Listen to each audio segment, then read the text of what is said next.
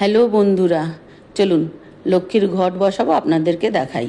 আমি যেভাবে বসাচ্ছি অনেকে এইভাবে বসায়, আবার অনেকে একটু আলাদাভাবেও বসায়, কিন্তু এভাবেই বসাতে হয় যেভাবে আমি বসাচ্ছি। ঘটে আমি স্বস্তি এঁকে নিয়েছি, আমের পল্লব, পান পাতা আর সুপুরিতে চন্দনের ফোঁটা আর সিঁদুরের ফোঁটা দিয়ে দেবো। দিয়ে এবারে ঘটেও আমি 5টা সিঁদুরের ফোঁটা আর চন্দনের ফোঁটা দিয়ে দেবো।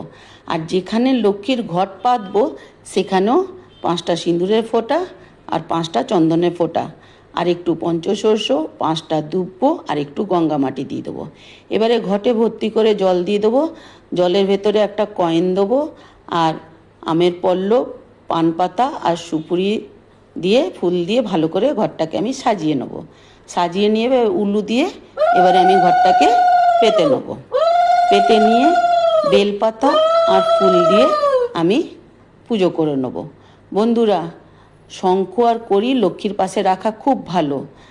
লক্ষ্মীর পাশে রেখে চন্দনের ফোঁটা আর কড়িতে সিঁদুরের ফোঁটা আর জল শঙ্খে 3টে সিঁদুরের ফোঁটা জল আর ফুল দিয়ে বসানো ভালো। লক্ষ্মীর পাশে যদি কড়ি আর শঙ্খ রাখা হয় তাহলে লক্ষ্মী ঘরে বসবাস করে, খুব ভালো।